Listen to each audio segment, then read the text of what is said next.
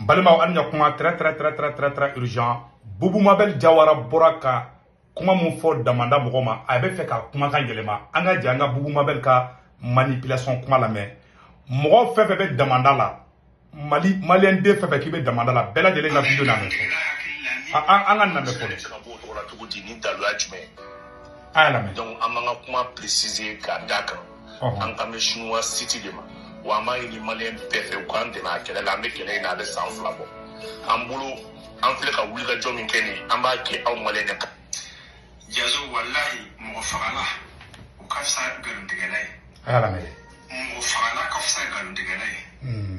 zoom ka fisa nkalontigɛla ye a y'a lamɛn dɛ jɛnɛyakɛla ka fisa nkalontigɛla ye a y'a lamɛn namaratɔ ka fisa nkalontigɛla ye dɔrɔku minɛ ka fisa nkalontigɛla ye diɲɛ kojugu bɛɛ o jugu ka y'i la o ka fisa kɛlen nkalontigɛla ye jɛnɛyakɛla bɛ se ka tubi ka bɔ jɛnɛya la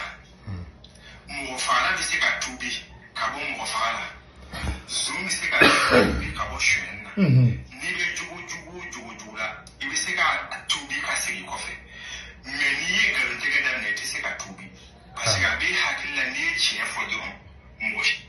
Boubou Mabel Jawara bɔra k'ale ko bɛ chinois city de ma ko ale ye damanda Boubou Mabel Jawara bɔra sanu mɔgɔ fɛn fɛn bɛ damanda la bɛɛ ka kuma in lamɛn ale ko chinois city est ce que a ka kuma kɔnɔ a ko chinois ka damanda ayi malien si t'a fɔla ko chinois ka damanda bɛɛ b'a fɔ ko chinois ka city o y'o tɔgɔ di n'i ye damanda fɔ dɔrɔn o ye malien bɛ taa yɔrɔ min na o ye nkalon fɔlɔfɔlɔ ye n'est ce pas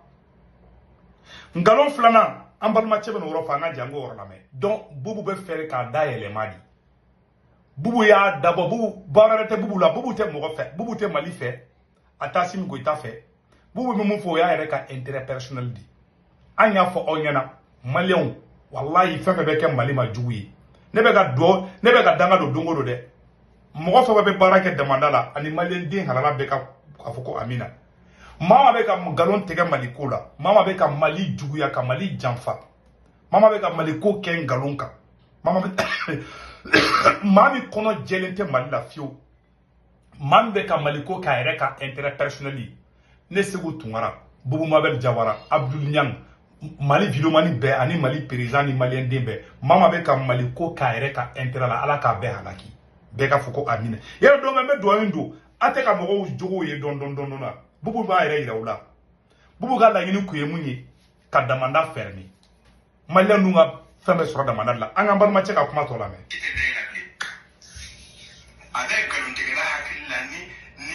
mɛnna ka nkalon tigɛ finalement e tɛ se ka bɔ a kɔnɔ bilen fɔ kaburu kɔnɔ parce que min bɛ hakili la n'i ye tiɲɛ fɔ dɔrɔn mɔgɔ si tɛ da la tuguni ko olu bɛ essence ko kɛlɛ la a bɛ san 2 bɔ sisan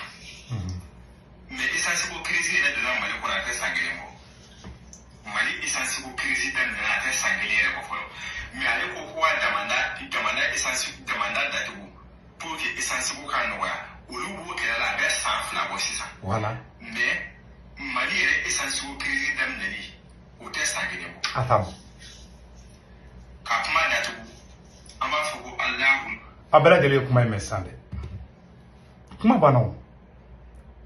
a ye Boubou Mabel Jawara bɔra ko ka damanda yɛrɛ de da tun bɛ fɛ ka et puis n tɛ Boubou siɲɛ fɔlɔ a bɛ nkalon dɔrɔn Boubou tun bɛ fɛ ka nkalon tigɛ ka nɔrɔ dama baarakɛlaw de la k'olu ye jihadistes ye kuma bamanankan de filɛ tan ni nin kun jara Boubou la don dɔ la kun bɛ sigilen to ko jihadistes bɛ u ye garabali ci nin cogoya kelen de la u taara mɔgɔ sɔrɔ garabali la ka garabali ci ni damanda mɔgɔ kun ma wuli ka jɔ kɛ nin na Boubou kun bɛ faamaw bila ka damanda bɛɛ datugu Mali kɔnɔ u y'a daminɛ Gawo ta jar'u la u ye damanda dɔw datugu damanda dɔw bɛ Gawo u y'olu datugu malien bɛɛ b'o kalama donc Boubou Mabel kelen tɛ dɛ Assimi Goïta yɛrɛ bɛ ko in na donc damanda mɔgɔ aw kana sigi aw bɛɛ ka video kɛ Boubou contre la aw kana ko in bila tan dɛ u ye Gawo damanda datugu nin cogoya kelen de la awa n'a y'aw sigi n'a ma wuli n ye damanda mɔgɔ caman ka video a diyara n ye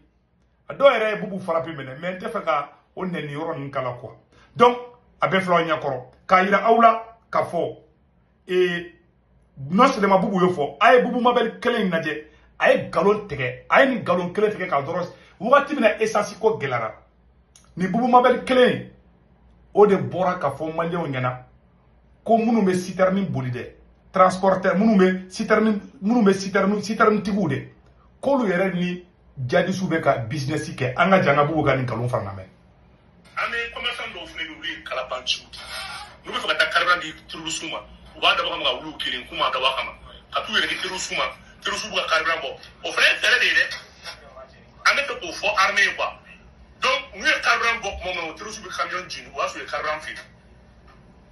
o commerçant fana bɛ Mali kɔnɔ yan o ye sira. aw ni ala cɛ a ye nkalon tigɛ ka nɔrɔ commerçant dɔw la a kumana nin kelen de kɛ dama baarakɛlaw de la dama baarakɛlaw kana video jɔ dɛ a ye continuer video fɛ bubu compte la billahi tallahi a kun bɛ fɛ k'aw mago sa de nin tɛ hadamaden an y'a fɔ ɲɛna problème bɛ anw ni Asimi de cɛ damanda mɔgɔ an b'aw soutenir nin kelen na wallahi an tɛ fɛ Mali ka bi mɔgɔ fana bɛ fɛ Mali ta ka tiɲɛ k'ale yɛrɛ ka intérêt personnel ala kana ɲɛ a tigi bolo mɔgɔ bɛ nkalon fana ka Mali ko la ala ka bɛɛ libu fo n'a ka sɔrɔ maliyɛndenw ma sɛgɛn de mama de bɛ fɛ ka fara Mali juguw kan ka Mali kɛlɛ mama bɛ ka Mali ko kɛlɛ kɛ ni nkalon ye ala ka bɛɛ libu ala kana si sutura bɛɛ ka fɔ ko amina yɛrɛ don o don ne bɛ dugawu don ne ka dugawu bɛ ka minɛ de ma bubu a ye bubu yɛrɛ vrai couleur sa bon ne b'a fɔ a ɲɛna bubu yɛrɛ ye nkalon tigɛ n y'o a ɲɛ ni nkalon yira o la n t'a siɲɛ fɔlɔ dɛ bon a ye bubu yanni bubu ka tora ka transition yanni bubu ka transition soutenir bubu ye kuma fɔ n ko fan lamɛn.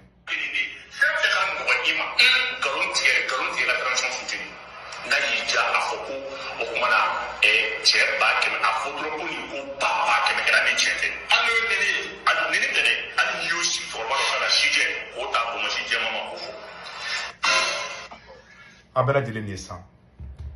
ko i ka nkalon tigɛ ka transition soutenir ko de ka ɲi a filɛ y'a fɔ san a ma dogo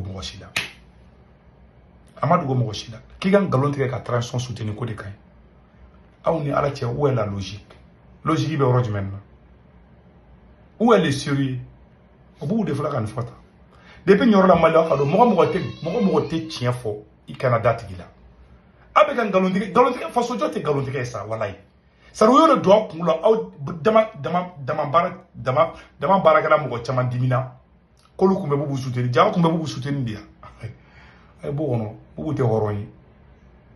bubu ye mɔgɔ caman mago sa bubu ye nkalon tigɛ ka nɔrɔ Mali commerçant na ko ni jadisiw bɛ ka baara kɛ ni ko kɛra o b'a turu ta ka da dɔ kun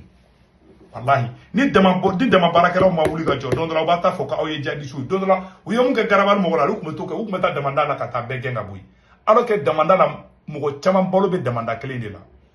u ye damanda dɔ fermer Gawo kelen na u ye a yɔrɔ bɛ yen n t'a dɔn bɛri wa n t'a dɔn yɔrɔ jumɛn u y'o fermer